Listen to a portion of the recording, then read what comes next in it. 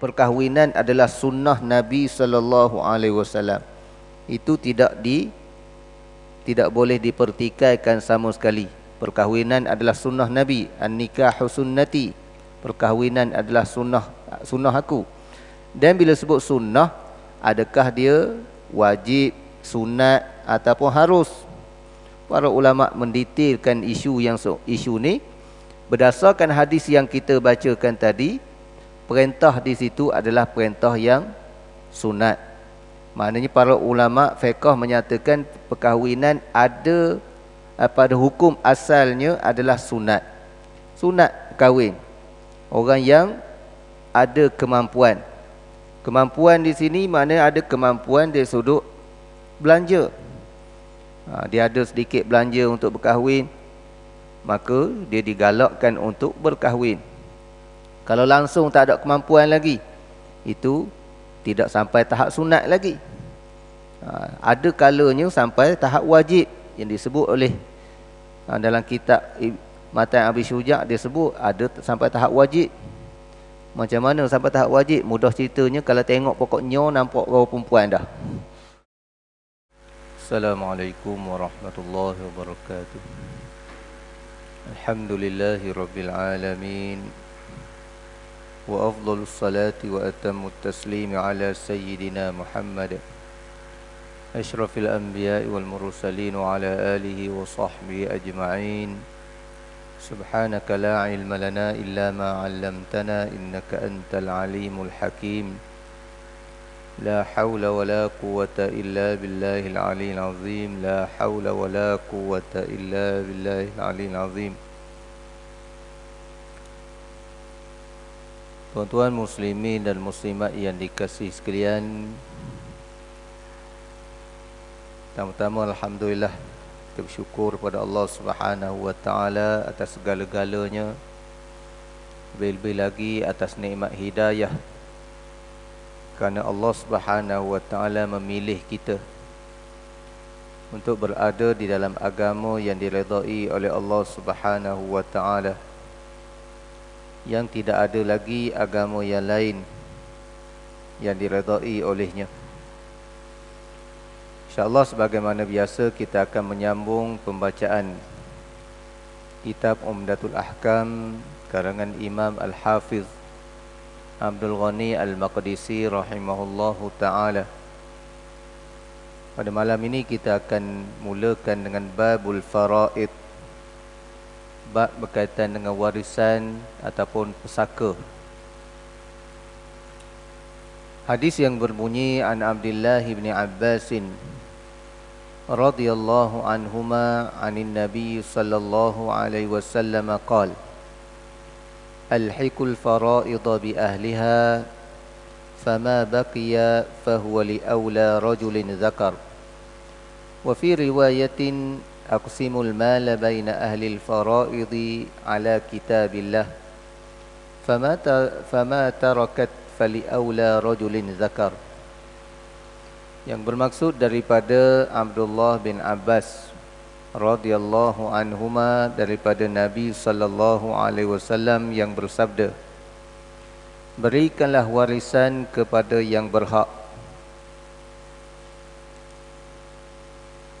lalu bakinya berilah kepada lelaki yang paling dekat hubungan kekeluargaannya dengan si mati. Dalam riwayat yang lain, bahagikan harta antara ahli waris menurut aturan kitabullah, manakala sisanya pula berilah kepada lelaki yang terdekat hubungan kekeluargaannya dengan si mati. Tuan-tuan muslimin dan muslimat sekalian,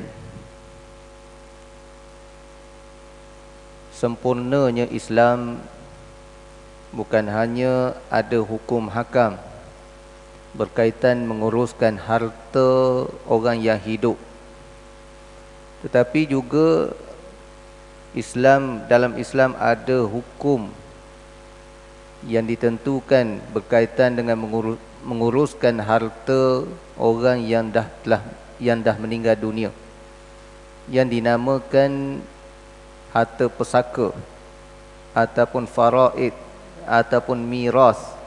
Dalam bahasa Arabnya faraid ataupun miras, kita namakan pesaka, iaitu harta yang ditinggalkan oleh si mati. Dan di dalam Al-Quranul Karim, antara hukum yang diceritakan secara agak detail oleh Al-Quranul Karim berkaitan dengan pesaka. Sebahagian besar daripada hukum-hukum di dalam agama ini, Al-Quran hanya cerita secara umum.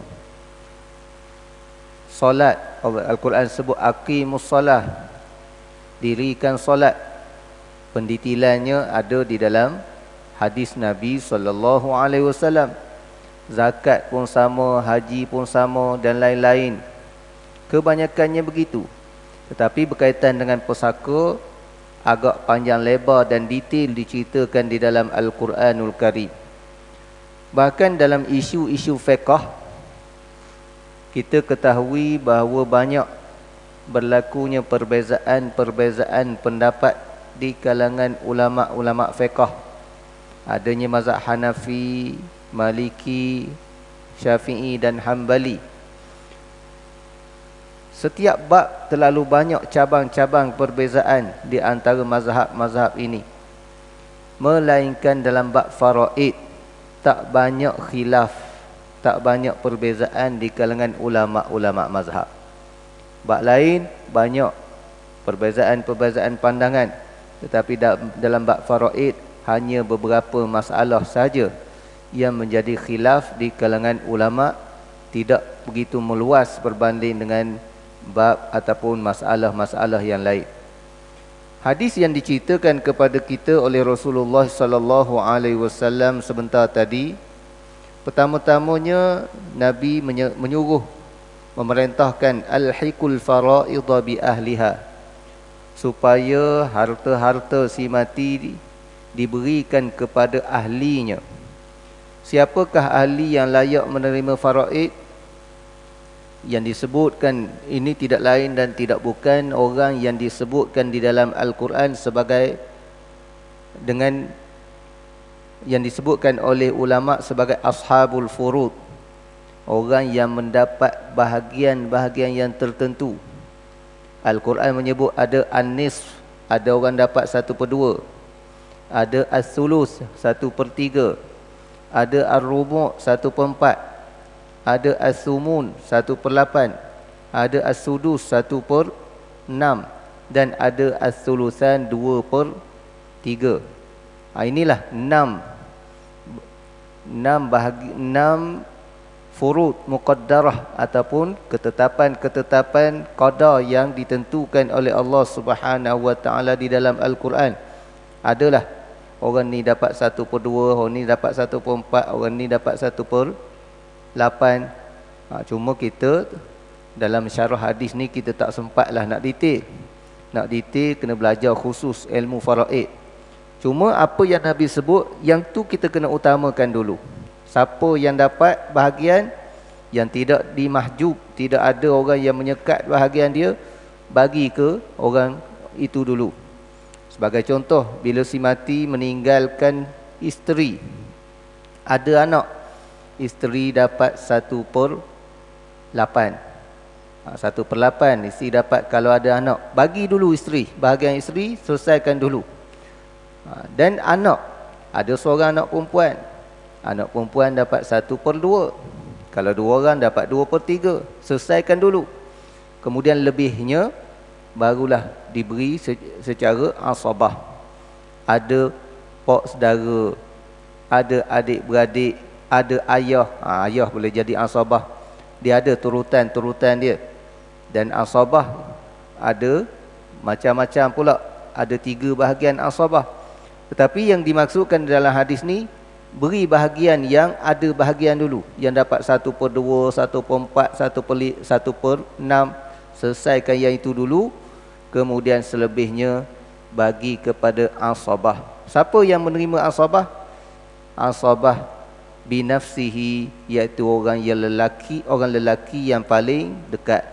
Yang paling dekat, paling kuat adalah anak lelaki. Anak lelaki dia paling kuat. Sebagai contohnya, seorang meninggal dunia, ada isteri dan ada seorang anak lelaki. Bagi kepada isteri 1/8, lebihnya diserahkan semua kepada anak lelaki. Itulah yang dimaksudkan di dalam hadis ini. Pemberian berdasarkan kitab Allah Subhanahu wa taala dan asabah berdasarkan hadis Rasulullah sallallahu alaihi wasallam. Wa an Usamah bin Zaid radhiyallahu anhuma qala qultu ya Rasulullah atanzilu ghadan fi darika bi Makkah qala wa hal taraka lana aqilun min riba' thumma qala la yarithul kafirul muslima walal muslimul kafir. Daripada Usamah bin Zaid radhiyallahu anhu, saya bertanya, wahai Rasulullah sallallahu alaihi wasallam, adakah esok engkau akan singgah di rumahmu di Mekah? Baginda menjawab dengan pertanyaan, adakah seorang musuh yang ada sebab akan meninggalkan rumah untuk kita? Kemudian baginda bersabda, orang kafir tidak mewarisi sesuatu daripada muslimin, dan muslimin juga tidak mewarisi sesuatu daripada orang kafir.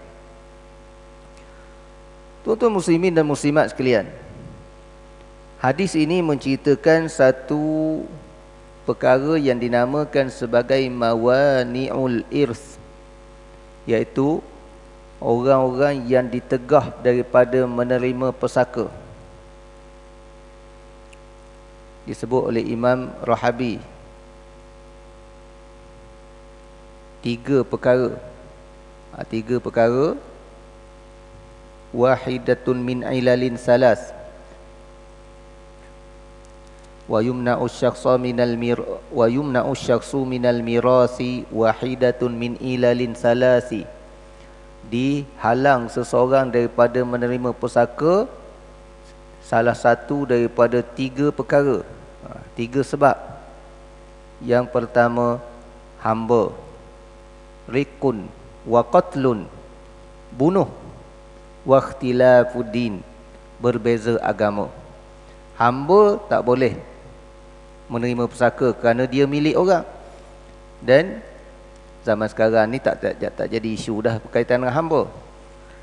Dan yang kedua, qatlun, pembunuhan. Tak sabar nak ambil pusaka, bunuh ayah. Na'udzubillah.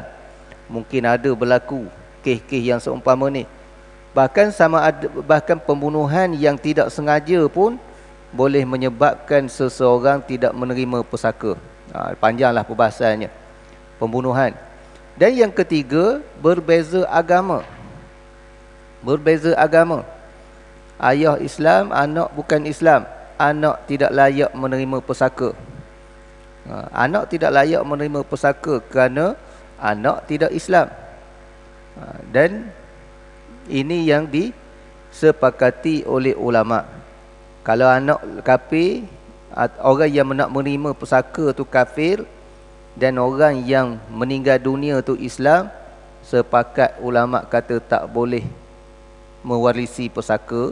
Orang kafir tak boleh mewarisi pusaka daripada orang Islam. Ini hukum, tuan-tuan.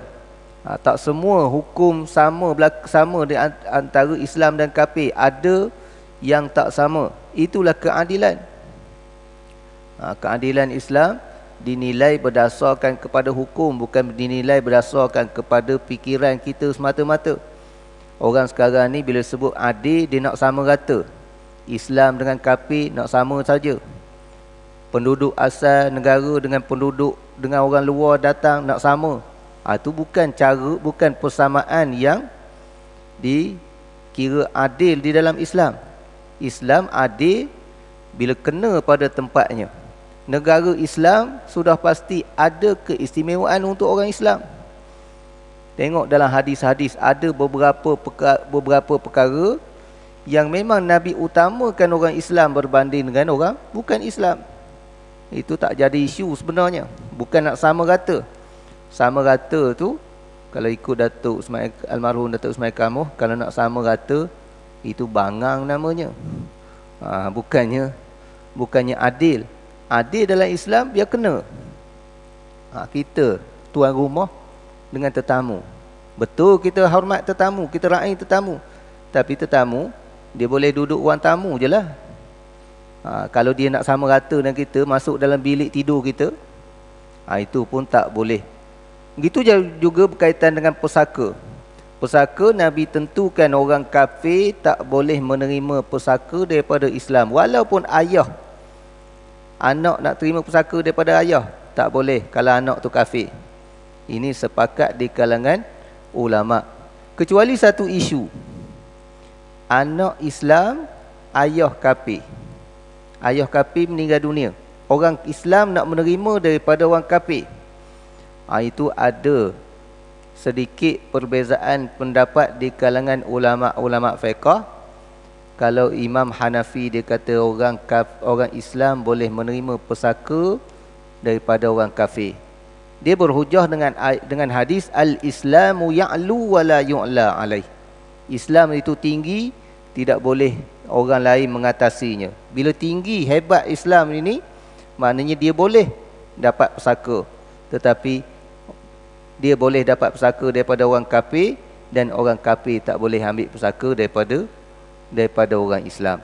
Ini pendapat Imam Hanafi dalam isu ini. Tapi hadis kita, dia menyebut bahawa orang kafir tidak boleh menerima pusaka daripada orang Muslim, dan orang Muslim tidak boleh menerima pusaka daripada orang kafir, dan ia dipegang oleh jumhurul ulama, kebanyakan ulama-ulama fiqh. Cuma mazhab Hanafi tadi dia berhujah dengan dalil yang saya sebutkan tadi. Maknanya orang kafir tak boleh terima pusaka orang Islam. Orang Islam boleh menerima pusaka orang kafir. Itu sedikit perbezaan pandangan. An Abdullah bin Umar radhiyallahu anhuma anna an-nabiy sallallahu alaihi wasallam naha an bai'il wala'i wa an hibatihi. Daripada Abdullah bin Umar radhiyallahu anhuma, bahawa Nabi sallallahu alaihi wasallam melarang jual beli hak wala' dan juga melarang penghebahannya. Tuan-tuan, pertama-tama kita kena tahu apa makna wala'. Wala' dalam istilah agama kita ada banyak makna. Dalam bab pesaka dan dalam bab pesaka yang ada kaitan dengan perhambaan, istilah wala' adalah suatu istilah yang diberikan, suatu hak yang diberikan kepada tuan kepada hamba yang telah memerdekakan hamba. Muhammad dia ada seorang hamba. Hamba ni dia dah bebaskan. Bila dia bebaskan hamba dia, dia ada pegang suatu hukum, dia ada satu istilah bagi dia, dia ni pemegang wala'. Apa keistimewaan pegang wala' ini? Hamba tadi walaupun dah terlepas ikatan perhambaan, tidak lagi jadi hamba dia, tetapi hamba tadi kalau meninggal dunia dalam keadaan dia ada harta dan tidak ada waris yang mengambil semua harta dia, maka harta dia boleh dikembalikan kepada bekas tuan dia. Bekas tuan dia, itulah dinamakan hak wala'. Hak wala', mana bekas tuan hamba boleh layak menerima pesaka lagi daripada hamba yang pernah dibebaskan olehnya. Dalam hadis ini Nabi larang daripada jual beli wala' ataupun beri kepada orang lain. Kalau seorang tersebut dia yang memerdekakan hamba, tak boleh dia nak jual hak wala' kepada orang lain. Dan dia tak boleh nak bagi kepada orang lain. Aku malas dah nak fikir-fikir tentang wala' ni. Hamba ni aku pun dah bebas dah. Kalau dia mati walaupun banyak harta sekalipun, aku tak nak dah harta dia. Aku nak bagilah hak ni kepada orang lain. Tak boleh. Nabi larang. Nabi larang pemberian wala' ataupun nak jual wala' tu kepada orang lain. Mu nak beli, belilah. Itu pun tidak dibenarkan oleh Nabi sallallahu alaihi wasallam. Cuma isu-isu walak ni berkaitan dengan hamba zaman sekarang ni tak jadi isu dah. An Aisyah radhiyallahu anha qalat kanat fi barirata thalathu sunan khuyyirat ala zawjiha hina ataqat wa uhdiya laha lahmun fadakhala alayya Rasulullah sallallahu alaihi wasallam wal burmatu ala an-nar fada'a bi ta'amin fa utiya bi khubzin wa udmin min udmil bait faqala alam ara al-burmata ala an-nar fiha lahmun qalu bala ya Rasulullah dzalika lahmun tusaddiqa bihi ala barirah fakarihna an nut'imaka minhu faqala huwa 'alayha sadaqah wa huwa minha lana hadiyah wa qala an-nabiy sallallahu alaihi wasallam innamal wala'u liman a'taq. Daripada Aisyah radhiyallahu taala anha, dalam peristiwa pembebasan Barirah ada 3 teladan, iaitu ada 3 perkara yang boleh kita ambil hukum.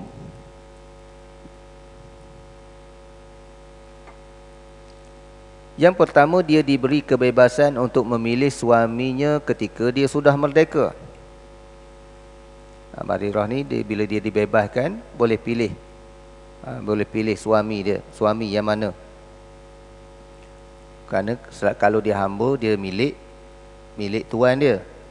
Tuan dia lebih berkuasa. Bila bebas, tak jadi masalah dah. Yang kedua, dia suatu hari dia diberi hadiah daging.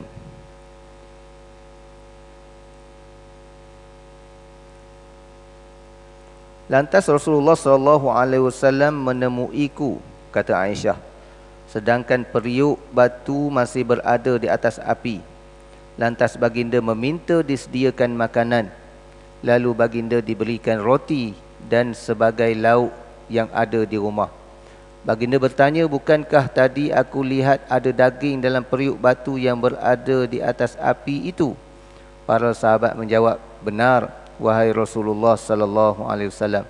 Itu daging yang disedekahkan kepada Barirah, sehingga kami malu untuk menghidangkannya kepada baginda. Baginda lantas berkata, daging itu adalah sedekah untuk Barirah. Lalu Barirah menghadiahkan kepada kita. Dalam kesempatan ini, baginda juga bersabda, hak walak adalah bagi orang yang memerdekakannya.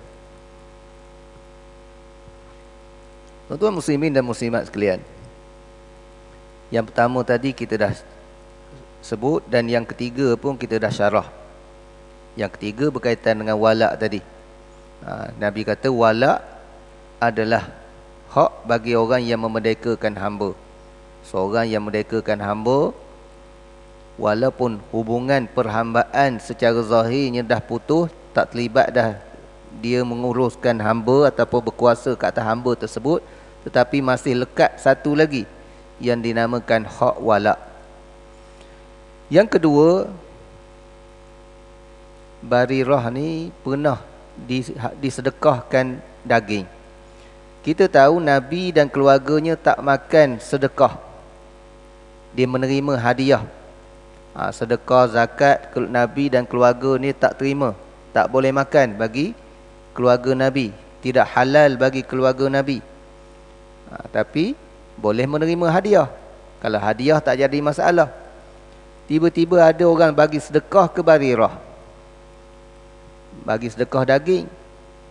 Nabi nak makan, sahabat-sahabat sediakan makanan, hak tak ada daging. Nampak ada daging tadi.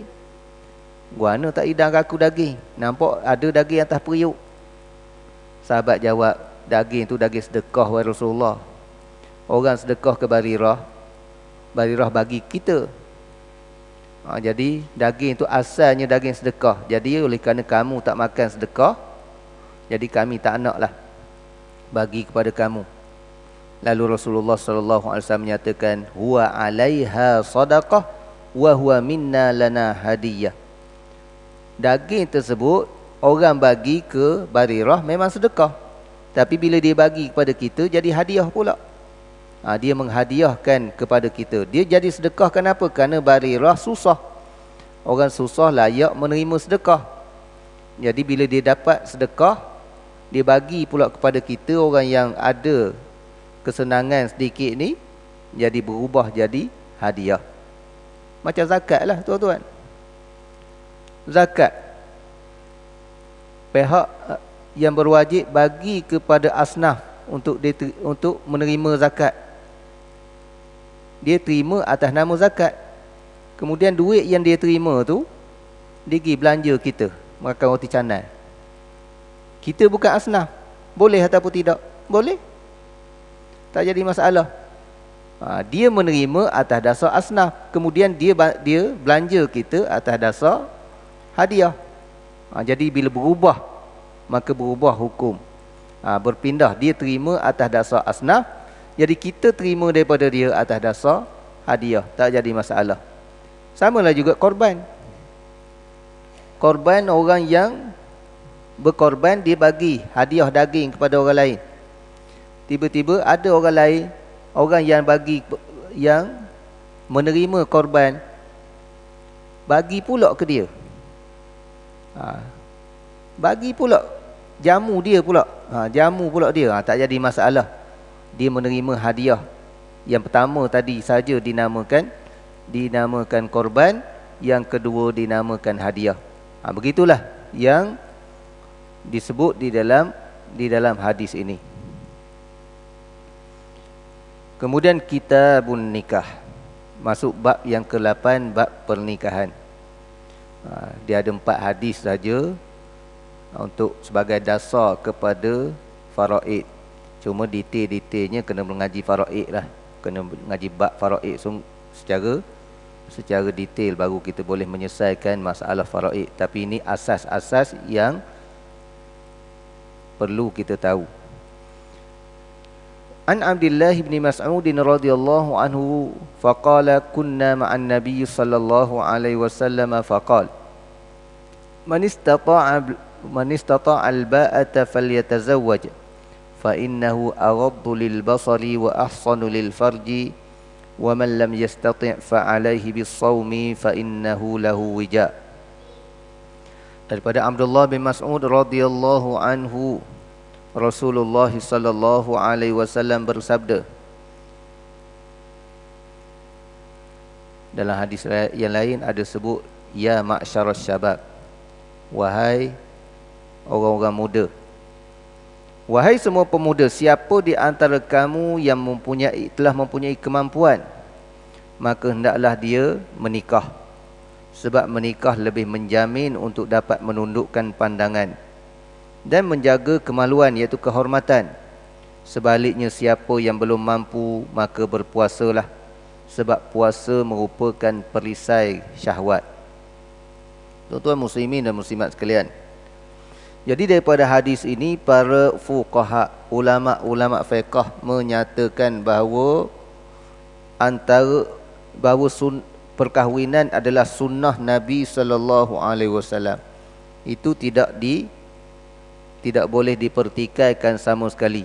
Perkahwinan adalah sunnah Nabi. An-nikahu sunnati, perkahwinan adalah sunnah aku.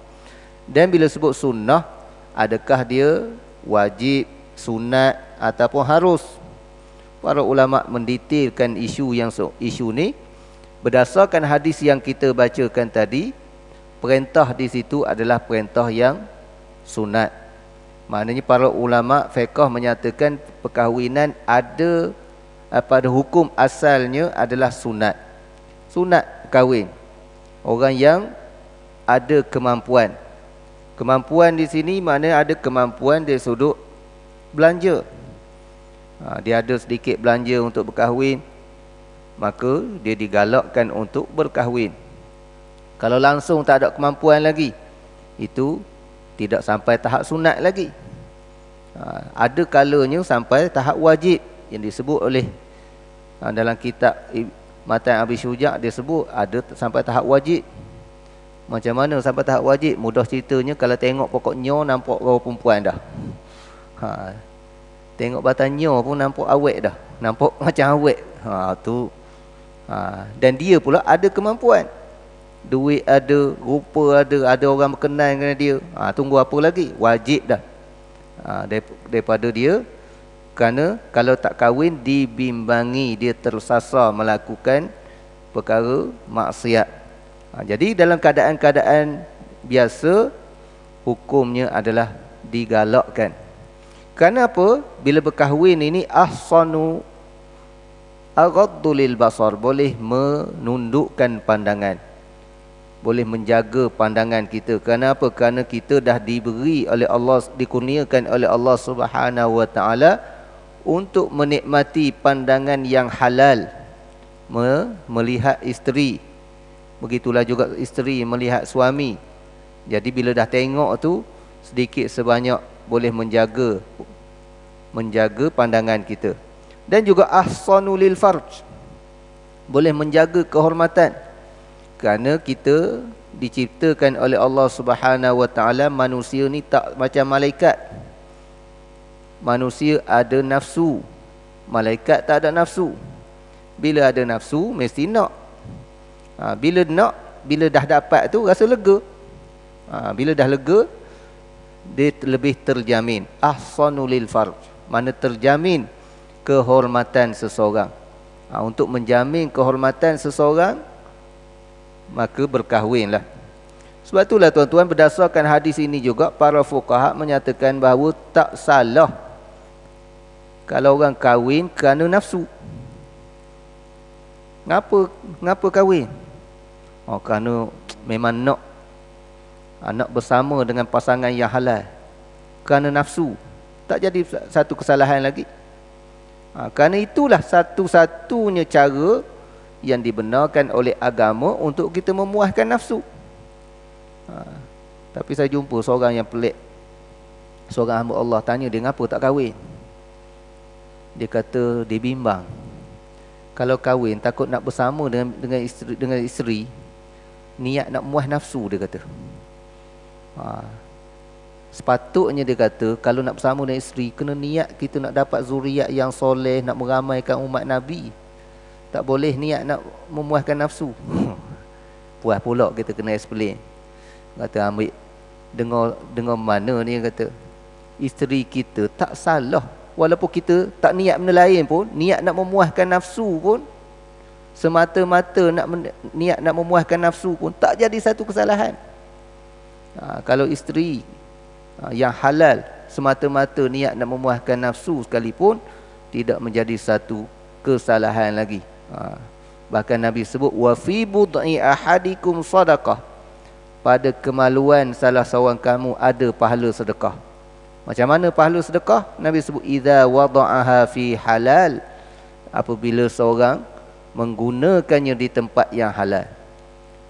Maknanya memuaskan nafsu secara halal, ada ganjaran di sisi Allah Subhanahu wa taala. Sebab itulah kalau kahwin kerana nafsu tak jadi suatu kesalahan. Tetapi sebaik-baiknya kita tambahlah niat-niat yang lain. Niat untuk nak menjaga kehormatan diri kita, niat untuk kita meramaikan umat Nabi sallallahu alaihi wasallam. Itu di antara niat-niat yang boleh kita gabungkan ketika kita berkahwin. Orang yang tak mampu macam mana? Nabi cadangkan banyak berpuasa. Kenapa banyak puasa? Bila lapar ni, dia kurang sikit mikir menengarut. Dia mikir nak makan je. Bila terlalu lapar, dia fikir, banyak fikiran kepada makanan. An Anas bin Malik radhiyallahu anhu anna nafaran min ashabin Nabi sallallahu alaihi wasallam sa'alu azwajan Nabi sallallahu alaihi wasallam an amalihi fi sirr, faqala ba'duhum la atazawwaju an-nisa, wa qala ba'duhum la akulu al-lahm, wa qala ba'duhum la anamu ala firash. فبلغ ذلك النبي صلى الله عليه وسلم فحمد الله وأثنى عليه وقال ما بال أقوام قالوا كذا لكني أصلي وأنام وأصوم وأفطر وأتزوج النساء فمن رغب عن سنتي فليس مني.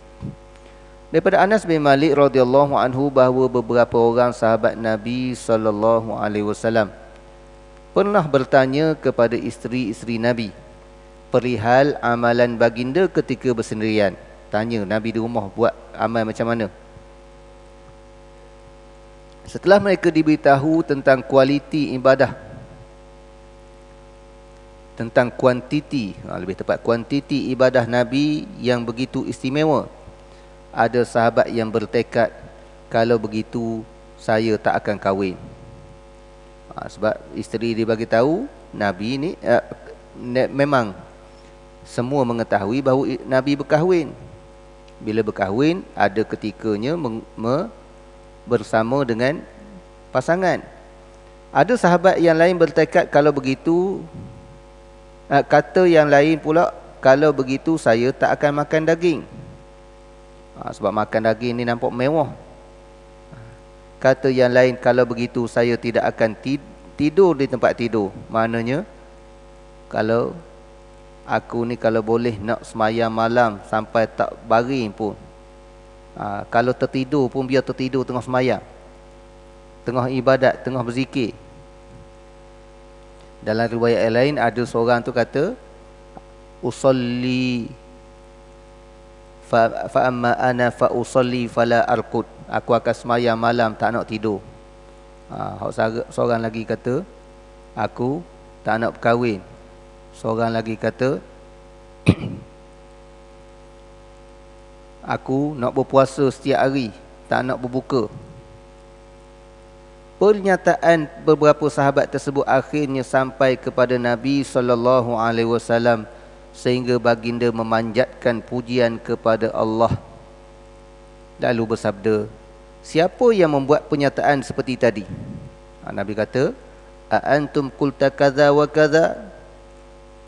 Ada tak di kalangan kamu ni hak yang sebut begini-begini? Sebelum tu sahabat ni menganggap apa yang Nabi buat sikit, tak padan, tak cukup. Kerana dia tu Nabi, padanlah, kita ni bukan Nabi, kena buat lebih pada Nabi.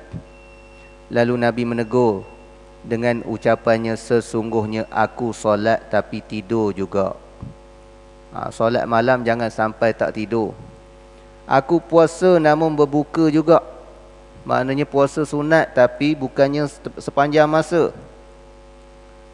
Sehingga ada dalam riwayat menyatakan bahawa Nabi ni kalau sahabat nak tengok dia tak puasa, kadang-kadang tengok derek tak pernah puasa ni. Derek tak puasa sunat. Tapi kadang-kadang nak tengok dia puasa, boleh jumpa. Ada ketikanya derek pula puasa. Jadi itulah sikap Nabi SAW, tidak berpuasa sepanjang hari, setiap hari, tetapi ada ketikanya berpuasa sunat dan ada ketikanya berbuka. Nabi menyatakan, aku pun menikahi wanita. Maknanya kalau tak kahwin, atas dasar konon-kononnya kahwin tu mengganggu ibadat, jadi Nabi kata, siapa tidak menyukai sunnahku, maka dia bukan golonganku. Maknanya amalan Nabi yang terbaik. Maknanya bukan semata-mata ibadat sampai tak cara ke naluri. Naluri nakkan kepada pasangan, layan, kena layan juga naluri. Tubuh badan perlu kepada rehat, kena ada juga tidur. Sehingga disebut dalam satu hadis yang lain, innali badanika alaika haqqa. Tubuh badan kamu ada tanggungjawab yang kamu perlu lakukan. Apa dia? Antaranya, innali ainika alaika haqqa. Mata kamu pun ada tanggungjawab. Tanggungjawab kita nak jaga mata, kena ada waktu tidur. 24 jam tak tidur, jam kita kesihatan. Sebab itulah menjaga kesihatan adalah satu tanggungjawab. Tak boleh kita nak beralasan untuk beribadat sampai langsung tak cara ke kesihatan.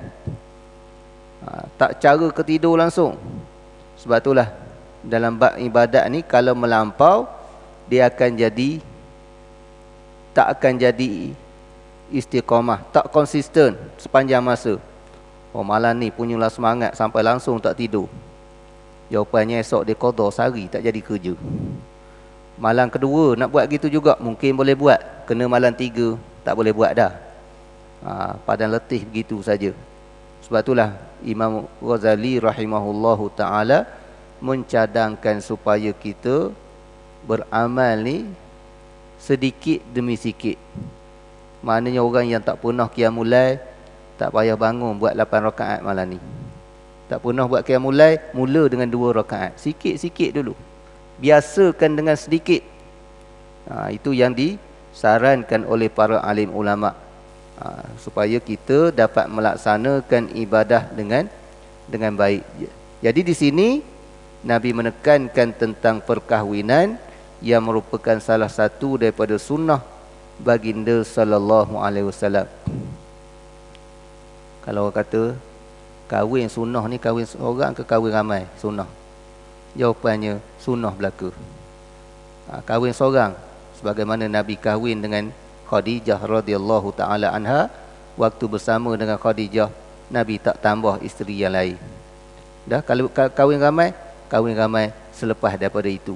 Maknanya boleh ikut sunnah belaka. Orang kahwin seorang jangan susah hati. Maknanya dia masih mengamalkan sunnah Nabi sallallahu alaihi wasallam. Yang mampu nak buat lebih, waktu tak boleh kita, itu kemampuan dia.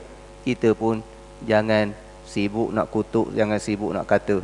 Macam-macam lah. Kerana zaman sekarang ni setengah daripada masyarakat bila kahwin 2 dipandang serong. Itu tidak sepatutnya. Sebab itulah perkahwinan seorang ataupun 2 orang, sebenarnya tuan punya badan dia tahu kemampuan dia. Kita mungkin kita boleh buat ulasan, tetapi kita tak tahu hakikat sebenar yang ada pada tubuh badan empunya badan tersebut. Kemudian hadis yang seterusnya kita tangguh pada kelas yang akan datang. Wallahu alam. Assalamualaikum warahmatullahi wabarakatuh.